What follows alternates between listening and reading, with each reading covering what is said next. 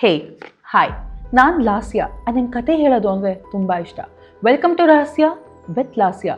ಇವತ್ತು ಹೋದ್ಸಲಿ ಹೇಳಿದಂತಹ the most haunted railway stations of India part 2 ಕತೆ ಹೇಳೋ ಟೈಮ್. ಟ್ರೈನ್ ಬರುತ್ತೆ, ಬಟ್ ಮಗ ಟ್ರೈನಿಂದ ಇಳಿಯೋದೇ ಇಲ್ಲ. ಇಡೀ ಸ್ಟೇಷನ್ನೇ ನೈಟ್ ಮಾತ್ರ ಅಲ್ಲ, ಬೆಳಿಗ್ಗೆ ಹೊತ್ತು ಕೂಡ ಕಂಪ್ಲೀಟಾಗಿ ಡೆಸರ್ಟ್ ಆಗಿಬಿಡುತ್ತೆ.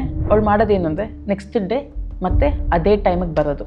ಆ ಟ್ರೈನ್ ಮತ್ತೆ ಆ್ಯಕ್ಟಿವ್ ಬರೋದಕ್ಕೆ ಸ್ಟಾರ್ಟ್ ಆಗಿದ ತಕ್ಷಣ ಈ ಒಂದು ಹೆಂಗಸು ಆ ಸ್ಟೇಷನಲ್ಲಿ ಕಾಣಿಸ್ಲಿಕ್ಕೆ ಸ್ಟಾರ್ಟ್ ಆಗ್ತಾಳೆ. ಟ್ರೈನ್ ಬರ್ತಿದ್ದ ಹಾಗೆ ಆ ತಿಂಡಿ ತಿನಿಸುಗಳೇನಿತ್ತು ಅದನ್ನೆಲ್ಲ ಇಟ್ಕೊಂಡು ಟ್ರೈನ್ ಬಂದಿದ ತಕ್ಷಣ ಅಲ್ಲಿ ಪ್ರಾಣ ಕಳ್ಕೊಂಡಂತಹ ಹಲವಾರು ವ್ಯಕ್ತಿಗಳ ಆತ್ಮಗಳ ಸಂಚಾರ ಸ್ಟಾರ್ಟ್ ಆಗುತ್ತೆ. ಅಲ್ಲಿ ಹಾಂಟ್ ಮಾಡ್ತಾ ಇದ್ದಂತಹ ಆತ್ಮ ಯಾವುದು? 10 ಜನಗಳ ಅಟಾಪ್ಸಿ ಅಂದರೆ ಪೋಸ್ಟ್ ಮಾರ್ಟಮ್ ರಿಪೋರ್ಟ್ನಲ್ಲಿ ಬರ್ತಾ ಇದ್ದಿದ್ದು ಒಂದೇ, ಬೇಗನಕೋಡ ರೈಲ್ವೆ ಸ್ಟೇಷನ್ ಇವಾಗ ಚಾಲತಿಯಲ್ಲಿದೆ. ಆದರೆ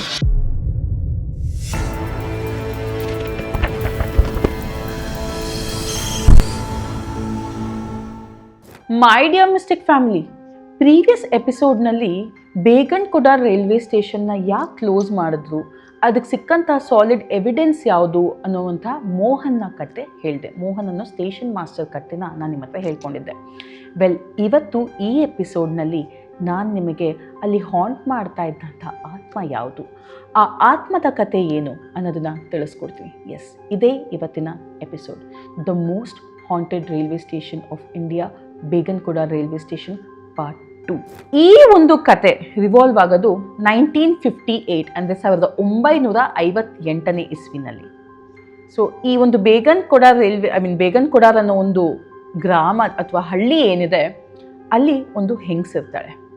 ಆ ಹೆಂಗಸು ಅಲ್ಲಿರುವ ಮನೆಗಳನ್ನ ಕೆಲಸ ಮಾಡುವಂಥ ಹೆಂಗಸು ಅಂದರೆ ಮನೆಗೆ ಹೋಗಿ ಹೌಸ್ ಹೆಲ್ಪ್ ಅಂತ ಮನೆ ಕೆಲಸರು ಅಂತ ಏನು ಹೇಳ್ತೀವಿ, ಆ ಒಂದು ಹೆಂಗಸಿನ ಕಥೆ ಇದು. ಆ ಒಂದು ಹೆಂಗಸು ಈ ರೈಲ್ವೆ ಸ್ಟೇಷನ್ ಪಕ್ಕದಲ್ಲೇ ಅಂದರೆ ಒಂದು ಅರ್ಧ ಕಿಲೋಮೀಟರ್ ದೂರದಲ್ಲಿ ಒಂದು ಗುಡಿಸಲು ಮಾಡ್ಕೊಂಡಿರ್ತಾಳೆ.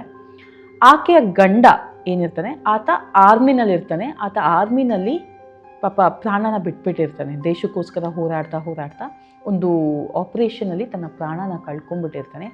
ಈ ಹೆಂಗಸಿಗೆ ಒಬ್ಬ ಮಗ ಇರ್ತಾನೆ.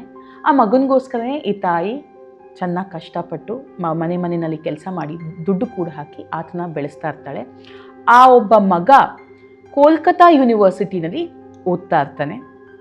ಸೊ ಅಲ್ಲಿಗೆ ಈಕೆ ದುಡ್ದಂತಹ ದುಡ್ಡನ್ನೆಲ್ಲ ಆತನನ್ನ ಓದಿಸೋದಕ್ಕೆ, ಆತನ ಹೆಸರು ಕರಣ್, ಕೋಲ್ಕತ್ತಾ ಯೂನಿವರ್ಸಿಟಿಯಲ್ಲಿ ಓದ್ತಾ ಇರ್ತಾನೆ. ಅವಳ ಸೇವಿಂಗ್ಸ್ನೆಲ್ಲ ಆತ ಓದೋದಕ್ಕೋಸ್ಕರ ವಿದ್ಯಾಭ್ಯಾಸಕ್ಕೋಸ್ಕರ ಕಳಿಸ್ತಾ ಇರ್ತಾಳೆ ಈ ಹೆಂಗಸು. ಸರಿ, ಒಂದಿನ ಆಕೆಗೆ ಕಾಗದ ಬರುತ್ತೆ ಮಗ ಕರಣ್ನಿಂದ. ಅಮ್ಮ, ನಾನು ನಾಳೆ ಬರುವಂಥ ಟ್ರೈನ್ನಲ್ಲಿ ಬರ್ತಾ ಇದ್ದೀನಿ, 12 ಬರೋ ಟ್ರೈನಲ್ಲಿ ಬರ್ತಾ ಇದ್ದೀನಿ, ನೀನು ನನ್ನ ಕರ್ಕೊಂಡು ಹೋಗೋಕ್ಕೆ ಬಾ, ಸ್ಟೇಷನಿಗೆ ಬಂದ್ಬಿಡು ಅಂತ ಕಾಗದ ಬರೀತಾನೆ. ಇಂಥ ಡೇಟ್ ಅಂತ ಬರೀತಾನೆ, ಟ್ರೈನ್ ಟೈಮಿಂಗ್ಸ್ನ ಬರೀತಾನೆ. ಈಕೆಗೆ ಪಾಪ ಓದಕ್ಕೆ ಬರೋದಿಲ್ಲ. ಅದೇ ಬೆಳಿಗ್ಗೆ ಇರುವಂಥ ಸ್ಟೇಷನ್ ಮಾಸ್ಟರ್ ಹತ್ರ ಬಂದು ಕಾಗದ ಓದಿಸ್ಕೊಂಡು, ನಾನು ಕರೆಕ್ಟ್ ಟೈಮ್ಗೆ ಬರ್ತೀನಿ ಸರ್, ರಾತ್ರಿ ಬಂದುಬಿಡ್ತೀನಿ ಅಂದ್ಬಿಟ್ಟು ಮನೆಗೆ ಹೋಗಿ ಆತನಿಗೆ ಯಾವ್ಯಾವ ತಿಂಡಿ ತಿನಿಸುಗಳು ಇಷ್ಟ, ಏನೇನು ಊಟ ಇಷ್ಟ, ಯಾವ್ಯಾವ ಥರ ಎಲ್ಲ ಇಷ್ಟ, ಅವನ್ನೆಲ್ಲ ಮಾಡ್ಕೊಂಡು ಪಾಪ ಅವನ್ನೆಲ್ಲ ಹೊತ್ಕೊಂಡು ರೈಲ್ವೆ ಸ್ಟೇಷನ್ಗೆ ಮಾರನೇ ದಿನ ಬರ್ತಾಳೆ ಮಗನ್ನ ಕರ್ಕೊಂಡು ಹೋಗೋದಕ್ಕೆ. ಕರೆಕ್ಟಾಗಿ 12:10ಕ್ಕೆ ಬರಬೇಕಾಗಿರೋ ಟ್ರೈನು ಅರ್ಧ ಗಂಟೆ ಲೇಟಾಗಿ ಬರುತ್ತೆ ಅವತ್ತು. ಪಾಪ ಈಕೆ ಕಾಯ್ತಾನೆ ಇರ್ತಾಳೆ. ಟ್ರೈನ್ ಬರುತ್ತೆ, ಬಟ್ ಮಗ ಟ್ರೈನಿಂದ ಇಳಿಯೋದೇ ಇಲ್ಲ. ಈಕೆಗೆ ಸ್ವಲ್ಪ ಗಾಬರಿ ಆಗುತ್ತೆ. 2 ನಿಮಿಷ ಅಷ್ಟೇ ಟ್ರೈನ್ ಸ್ಟಾಪ್ ಆಗೋದು. ಏನು ಮಗ ಇನ್ನೂ ಇಳ್ದಿಲ್ವಾನ ಅಂತ ಸ್ವಲ್ಪ ಗಾಬರಿ ಆಗುತ್ತೆ. ಇನ್ನೇನು ಟ್ರೈನು ಹೊರಡೋ ಟೈಮು ಕೂಗುತ್ತೆ, ಹಾರ್ನ್ ಮಾಡುತ್ತೆ ಟ್ರೈನು. ಈಕೆ ತಿಂಡಿ ತಿನಿಸುಗಳನ್ನೆಲ್ಲ ಬಿಟ್ಟು ಮೂವ್ ಆಗ್ತಾಳೆ, ಟ್ರೈನ್ ಹತ್ಬಿಡ್ತಾಳೆ ಪಾಪ ಮಗನ ಹುಡುಕೊಂಡು. ಏನು ಮಗ ಮಲ್ಕೊಂಡ್ಬಿಟ್ಟಿದ್ದಾನೇನೋ, ಇಳಿಯೋದು ಮರ್ತೋದ್ನೇನೋ ಅಂತ ಯೋಚನೆ ಮಾಡಿಕೊಂಡು ಮೂವಿಂಗ್ ಟ್ರೈನ್ನ ಹತ್ಬಿಡ್ತಾಳೆ. ಒಳಗಡೆ ಹತ್ತಿ ಹುಡ್ಕೋದಕ್ಕೆಲ್ಲ ಸ್ಟಾರ್ಟ್ ಮಾಡ್ತಾಳೆ. ಕಿರ್ಚ್ತಾಳೆ, ಕರಣ್ ಅಂತ ಟ್ರೈನ್ ಪೂರ್ತಿ ಹುಡುಕ್ತಾಳೆ.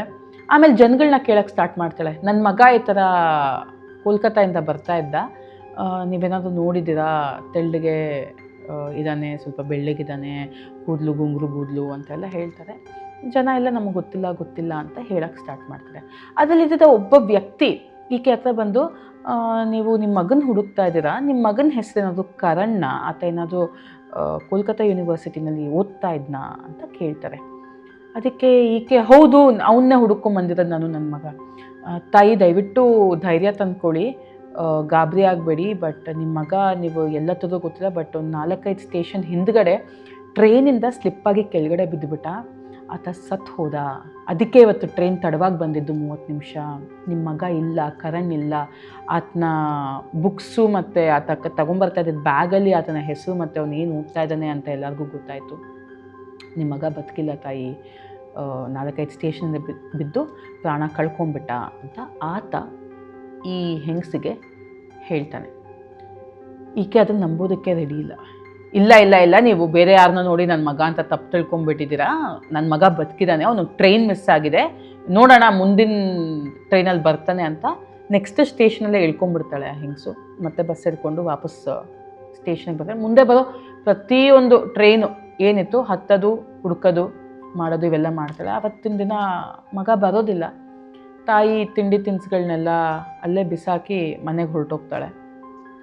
ಬಟ್ ಅವಳು ಮಾಡೋದೇನು ಅಂದರೆ ನೆಕ್ಸ್ಟ್ ಡೇ ಮತ್ತೆ ಅದೇ ಟೈಮಿಗೆ ಬರೋದು, ಮತ್ತೆ ಆ ಟ್ರೈನ್ ಹತ್ತೋದು, ಒಳಗಡೆ ಎಲ್ಲ ಹುಡ್ಕೋದು 2 ನಿಮಿಷ, ಮತ್ತೆ ಇಳಿದ್ಬಿಡೋದು. ಇದೇ ರೀತಿ ಮಾಡೋಕ್ಕೆ ಸ್ಟಾರ್ಟ್ ಮಾಡ್ತಾಳೆ ಆ ಹೆಂಗಸು. ಪ್ರತಿದಿನ ಆ ಟ್ರೈನ್ ಟೈಮಿಗೆ ಬರೋದು, ಹತ್ತೋದು, ಹುಡ್ಕೋದು, ಇಳಿಯೋದು. 1-2-3 ತಿಂಗಳುಗಳ ಕಾಲನೇ ಈ ಒಂದು ಸಿಚುವೇಶನ್ ರಿಪೀಟ್ ಆಗ್ತಾನೇ ಇರುತ್ತೆ. ನೈಟ್ ಶಿಫ್ಟಲ್ಲಿ ಯಾರು ಸ್ಟೇಷನ್ ಮಾಸ್ಟರ್ ಇರೋದಿಲ್ಲ. ಸೊ ಆಕೆಗೆ ಕೇಳೋರು ಯಾರೂ ಇಲ್ಲ. ಬಾ, ಹತ್ತು, ಹುಡುಕು, ಇಳಿ. ಒಂದು ದಿನ, 3 ತಿಂಗಳಾದಮೇಲೆ ಒಂದು ದಿನ ಆ ತಾಯಿಗೆ ಅರ್ಥ ಆಗುತ್ತೆ. She comes into her senses. ಆಕೆಗೆ ರಿಯಲೈಸ್ ಆಗುತ್ತೆ ತನ್ನ ಮಗ ಕರಣ್ ಬದುಕಿಲ್ಲ. ಆತ ಅವತ್ತು ಆ ಒಬ್ಬ ವ್ಯಕ್ತಿ ಹೇಳಿದ ನಿಜ. ಟ್ರೈನಿಂದ ಬಿದ್ದು ನನ್ನ ಮಗ ಕರಣ್ ತೀರ್ಕೊಂಡ್ಬಿಟ್ಟಿದ್ದಾನೆ. ನಾನು ದಿನ ಬಂದು ಏನು ಮಾಡ್ತಾಯಿದ್ದೀನಿ ಇಲ್ಲಿ ಅಂತ ತುಂಬ ಬೇಸರ ಮಾಡಿಕೊಂಡು ವಾಪಸ್ ಇಳಿತಾಳೆ. ಬೇಜಾರು ಮಾಡಿಕೊಂಡು ವಾಪಸ್ಸು ಗುಡಿಸ್ಲಿಗೂ ಹೋಗ್ತಾಳೆ. ಮತ್ತೆ ಏನು ಮಾಡ್ತಾಳೆ, ಅವನಿಗೆ ಇಷ್ಟವಾದಂಥ ತಿಂಡಿ ತಿನಿಸುಗಳನ್ನೆಲ್ಲ ಮತ್ತೆ ಮಾಡ್ಕೊತಾಳೆ. ನೆಕ್ಸ್ಟ್ ಡೇ ಅದೇ ಸ್ಟೇಷನ್ಗೆ ಆ ಟ್ರೈನ್ ಬರೋ ಟೈಮ್ಗೆ ಬರ್ತಾಳೆ. ಟ್ರೈನ್ ಬರ್ತಿದ್ದ ಹಾಗೆ ಆ ತಿಂಡಿ ತಿನಿಸುಗಳು ಏನಿತ್ತು ಅದನ್ನೆಲ್ಲ ಇಟ್ಕೊಂಡು ಟ್ರೈನ್ ಬಂದಿದ್ದ ತಕ್ಷಣ ಪ್ಲ್ಯಾಟ್ಫಾರ್ಮಿಂದ ಟ್ರ್ಯಾಕ್ ಮೇಲೆ ಹಾರಿ ಆಕೆ ಆತ್ಮಹತ್ಯೆ ಮಾಡ್ಕೊಂಡ್ಬಿಡ್ತಾಳೆ. ಆಕೆಯ ಜೀವ ಆ ಟ್ರ್ಯಾಕ್ ಮೇಲೆ, ಆ ಟ್ರೈನ್ನ ಕೆಳಗಡೆ ಆ ವೀಲ್ಸಿಗೆ ಸಿಕ್ಕಿ ಹೊರಟೆ ಹೋಗುತ್ತೆ. ಸೊ ಅವತ್ತಿನಿಂದ ಆಕೆ ಏನು ಡೈಲಿ ಹುಡ್ಕೊಂಡ್ಬರ್ತಾ ಇದ್ಲು, ಆಕೆ ಏನಲ್ಲಿ ಪ್ರಾಣ ಬಿಟ್ಲು, ಅವತ್ತಿನಿಂದ ಈ ಒಂದು ಆ್ಯಕ್ಟಿವಿಟೀಸ್ ಎಲ್ಲ ಏನಿರುತ್ತೆ ಇದೆಲ್ಲ ಸ್ಟಾರ್ಟ್ ಆಗುತ್ತೆ. ಅಲ್ಲಿನ ಲೋಕಲೈಟ್ಸ್ ನಂಬೋದು ಏನು ಅಂದರೆ, ಒಬ್ಬ ತಾಯಿ ಯಾವ ಮಗನನ್ನು ಜೀವಂತವಾಗಿ ಹುಡುಕ್ತಾ ಇದ್ಲು ಆ ಒಂದು ಪ್ಲ್ಯಾಟ್ಫಾರ್ಮಲ್ಲಿ, ಆ ಒಂದು ಟ್ರೈನ್ನಲ್ಲಿ, ಇವಾಗಲೂ ಬಂದು ಹುಡುಕ್ತಾನೇ ಇದ್ದಾಳೆ. ಬಟ್ ಒಬ್ಬ ಆತ್ಮವಾಗಿ ಇನ್ನು ಆ ತಾಯಿಯ ಆತ್ಮ ಮಗನ ಆಗಮನಕ್ಕಾಗಿ ಕಾಯ್ತಾ ಇದೆ ಆ ಒಂದು ಸ್ಟೇಷನಲ್ಲಿ ಅಂತ ಎಲ್ಲರಿಗೂ, ಲೋಕಲೈಟ್ಸ್ಗೆಲ್ಲ ಗೊತ್ತಾಗುತ್ತೆ. ಯಾಕಂದರೆ ಅಲ್ಲಿ ಹಲವಾರು ಘಟನೆಗಳು ನಡೆಯೋದಕ್ಕೆ ಸ್ಟಾರ್ಟ್ ಆಗುತ್ತೆ. ಒಂದು ಸ್ವಲ್ಪ ದಿನ ಆದಮೇಲೆ ಏನಾಗುತ್ತೆ, ಆ ನೈಟ್ ಬರ್ತಾ ಇದ್ದಂತಹ ಟ್ರೈನ್ ಕ್ಯಾನ್ಸಲ್ ಆಗಿಬಿಡುತ್ತೆ. ಹಾಗಾಗಿ ಕಂಪ್ಲೀಟಾಗಿ ಆ ನೈಟ್ ಒಂದು ಸ್ಟೇಷನ್ ಕಂಪ್ಲೀಟಾಗಿ ಅಬ್ಯಾಂಡನ್ ಆಗಿಬಿಡುತ್ತೆ. ಒಬ್ಬ ಸ್ಟೇಷನ್ ಮಾಸ್ಟರ್ ಇರೋದಿಲ್ಲ, ಯಾರು, ಯಾಕಂದ್ರೆ ಟ್ರೈನೇ ಇಲ್ಲ ಅಂದರೆ ಸ್ಟೇಷನ್ ಮಾಸ್ಟರ್ ಅಗತ್ಯನೇ ಇಲ್ಲ. ಬಟ್ 2 ವರ್ಷ ಆದಮೇಲೆ ಮತ್ತೆ ಆ ಟ್ರೈನ್ ಚಾಲೂ ಆಗುತ್ತೆ. ಆ ಒಂದು ಟ್ರೈನ್ ಆ್ಯಕ್ಟಿವ್ ಆದಂತಹ ರೀಸನ್ಗೇ ಒಬ್ಬ ನೈಟ್ ಮಾಸ್ಟರ್ ಬೇಕು ಅಂತ ಅಲ್ಲಿ ಮೋಹನ್ ಅವ್ರನ್ನ ಕಳಿಸೋದು 1960. ಅಂದರೆ 2 ವರ್ಷ ಆದಮೇಲೆ ಆ ಒಂದು ಟ್ರೈನ್ ಮತ್ತೆ ಚಾಲೂ ಆಗುತ್ತೆ. ಆ್ಯಂಡ್ ಆ ಟ್ರೈನ್ ಮತ್ತೆ ಆ್ಯಕ್ಟಿವ್ ಬರೋದಕ್ಕೆ ಸ್ಟಾರ್ಟ್ ಆಗಿದ ತಕ್ಷಣ ಈ ಒಂದು ಹೆಂಗಸು ಆ ಸ್ಟೇಷನಲ್ಲಿ ಕಾಣಿಸ್ಲಿಕ್ಕೆ ಸ್ಟಾರ್ಟ್ ಆಗ್ತಾಳೆ. ಆ್ಯಂಡ್ ಮತ್ತೆ ಮೋಹನ್ನ ಸಿಚುವೇಶನ್ ಏನು ಬಂತು, ಆ ಒಂದು ಸಂದರ್ಭ ಏನು ಬಂತು, ಆ ಒಂದು ಘಟನೆ ಆ ಸ್ಟೇಷನಲ್ಲಿ ನಡೆಯುತ್ತೆ. ನಾನು ಪ್ರೀವಿಯಸ್ ಎಪಿಸೋಡ್ನಲ್ಲಿ ಹೇಳಿದ ಹಾಗೆ ಈ ಒಂದು ಘಟನೆ ಅಥವಾ ಈ ಒಂದು ಆ್ಯಕ್ಟಿವಿಟಿ ಏನಿದೆ ತುಂಬ ರಿಗರಸ್ ಆಗಕ್ಕೆ ಸ್ಟಾರ್ಟ್ ಆಗುತ್ತೆ. ಯಾಕೆಂದರೆ ಬರ್ತಾ ಆ ಸ್ಟೇಷನಲ್ಲಿ ಆ ಹೆಂಗಸು ಒಬ್ಬಳೇ ಅಲ್ಲ, ಅಲ್ಲಿ ಪ್ರಾಣ ಕಳ್ಕೊಂಡಂತಹ ಹಲವಾರು ವ್ಯಕ್ತಿಗಳ ಆತ್ಮಗಳ ಸಂಚಾರ ಸ್ಟಾರ್ಟ್ ಆಗುತ್ತೆ. ಅಲ್ಲಿ ತುಂಬ ನೆಗೆಟಿವಿಟಿ ಸ್ಟಾರ್ಟ್ ಆಗುತ್ತೆ. ಜನಕ್ಕೆ ತುಂಬ ಪ್ಯಾರನಾರ್ಮಲ್ ಎನ್ಕೌಂಟರ್ಸ್ ಆಗುತ್ತೆ. ತುಂಬ ಜನ ಸಾಯೋದಕ್ಕೆ ಸ್ಟಾರ್ಟ್ ಆಗ್ತಾರೆ. 10 ಜನಗಳ ಅಟಾಪ್ಸಿ ಅಂದರೆ ಪೋಸ್ಟ್ಮಾರ್ಟಮ್ ರಿಪೋರ್ಟ್ನಲ್ಲಿ ಬರ್ತಾ ಇದ್ದಿದ್ದು ಒಂದೇ, ಮೆಂಟಲ್ ಶಾಕಿಂದ ಡೆತ್. ಏನನ್ನು ನೋಡಿ ಹೆದರ್ಕೊಂಡು ಅಲ್ಲೇ ಪ್ರಾಣ ಬಿಟ್ಟಿರುವಂತಹ ಮೆಡಿಕಲ್ ರಿಪೋರ್ಟ್ಸ್ ಸಿಗ್ತಾ ಇರುತ್ತೆ ಎಲ್ಲರಿಗೂ. ಹೀಗಾಗಿ ಸರ್ಕಾರ ಇನ್ಯಾರು ಅಲ್ಲಿ ಕೆಲಸ ಮಾಡೋಕ್ಕೆ ರೆಡಿ ಇಲ್ಲ. ನೈಟ್ ಶಿಫ್ಟ್ ಬಿಡಿ, ರಾಜ ಮೋಹನ್ ಅವರ ಫ್ರೆಂಡ್ ನಾನೇನು ಮೆನ್ಷನ್ ಮಾಡಿದ್ದೆ ಆತನನ್ನು ಸೇರಿಸಿ ಇದು ಆ ಒಂದು ರೈಲ್ವೆ ಸ್ಟೇಷನ್ನ ಸ್ಟೇಷನ್ ಮಾಸ್ಟರ್ಸ್, ಸಿಬ್ಬಂದಿಗಳು, ಕೂಲಿಗಳು ಸಹ ಅಲ್ಲಿ ಕೆಲಸ ಮಾಡೋದಕ್ಕೆ ತಯಾರಿರೋದಿಲ್ಲ. ಸೊ ಹಾಗಾಗಿ ಇಡೀ ಸ್ಟೇಷನ್ನೇ ನೈಟ್ ಮಾತ್ರ ಅಲ್ಲ, ಬೆಳಿಗ್ಗೆ ಹೊತ್ತು ಕೂಡ ಕಂಪ್ಲೀಟಾಗಿ ಡೆಸರ್ಟ್ ಆಗಿಬಿಡುತ್ತೆ, ಕಂಪ್ಲೀಟಾಗಿ ಅಬ್ಯಾಂಡನ್ ಆಗಿಬಿಡುತ್ತೆ, ನಿರ್ಜನ ಪ್ರದೇಶ ಆಗಿ ತಿರುಗಿಬಿಡುತ್ತೆ ಆ ಒಂದು ಬೇಗನ್ಕುಡ ರೈಲ್ವೆ ಸ್ಟೇಷನ್. ಸೊ ಒಂದು ಖಾಲಿಯಾಗಿರೋ ಸ್ಟೇಷನ್ನ ಇಟ್ಕೊಂಡು ಸರ್ಕಾರ ಏನು ಮಾಡ್ಲಿಕ್ಕೆ ಸಾಧ್ಯ? ಹಾಗಾಗಿ ಈ ಒಂದು ಸ್ಟೇಷನ್ನ 1960ನಲ್ಲಿ ಮುಚ್ಚಿಬಿಡ್ತಾರೆ. ಬಟ್ ಅದಾದಮೇಲೆ ಹಲವಾರು ಪೊಲಿಟಿಷಿಯನ್ಸ್ ಆಗಿರ್ಬೋದು, ಇಲ್ಲ ಯಾರಾದರೂ ಬಂದವರು ಎಲೆಕ್ಷನ್ ಟೈಮಲ್ಲಿ ನಾವಿದನ್ನು ತೆಗೆಸ್ತೀವಿ, ನಾನು ನಿಮಗೆ ಸಹಾಯ ಮಾಡ್ತೀವಿ ಅಂತ ತುಂಬ ಪ್ರಯತ್ನ ಪಡ್ತಾ ಇರ್ತಾರೆ. ಬಟ್ ಈ ಒಂದು ಸ್ಟೇಷನ್ನ ಓಪನ್ ಮಾಡೋದಕ್ಕೆ ಸಾಧ್ಯನೇ ಆಗಿರೋದಿಲ್ಲ. ಅದಾದಮೇಲೆ ಆಫ್ಟರ್ 42 ಇಯರ್ಸ್, ಅಂದರೆ 42 ವರ್ಷಗಳ ಆದಮೇಲೆ 2009ನಲ್ಲಿ ಈ ಒಂದು ರೈಲ್ವೆ ಸ್ಟೇಷನ್ ಮತ್ತೆ ಓಪನ್ ಆಗುತ್ತೆ. ಎಸ್, ಸಾರಿ, ಆಫ್ಟರ್ 49 ಇಯರ್ಸ್, 42 ಅಂತ ಮೆನ್ಷನ್ ಮಾಡಿದೆ. ಆಫ್ಟರ್ 49 ಇಯರ್ಸ್ ಈ ಒಂದು ಸ್ಟೇಷನ್ನ ಮತ್ತೆ ರಿಓಪನ್ ಮಾಡ್ತಾರೆ. ರಿಓಪನ್ ಮಾಡಿ ಬೆಳಿಗ್ಗೆ ಹೊತ್ತು ಸ್ಟಾಫ್ನ ಕೊಡ್ತಾರೆ. ಇವತ್ತಿಗೂ ಈ ಒಂದು ಸ್ಟೇಷನ್ ಆ್ಯಕ್ಟಿವ್ ಆಗಿದೆ. ಬೇಗನ್ಕುಡ ರೈಲ್ವೆ ಸ್ಟೇಷನ್ ಇವಾಗ ಚಾಲತಿಯಲ್ಲಿದೆ.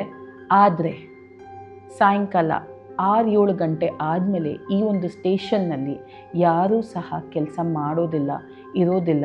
ಯಾಕೆ ಅಂದರೆ ನೈಟ್ ಹೊತ್ತು ಇಲ್ಲ, ಪಾಸಾಗೋ ಟ್ರೈನ್ಗಳು ಯಾವುದಕ್ಕೂ ಇಲ್ಲಿ ಸ್ಟಾಪ್ ಇಲ್ಲ. ಸ್ಲೋ ಮಾಡಿದ್ರು ಸಹ ಇವ್ರಿಗೆ ಇಲ್ಲಿ ಹಲವಾರು ಆ್ಯಕ್ಟಿವಿಟೀಸ್ ಕಾಣಿಸುತ್ತೆ.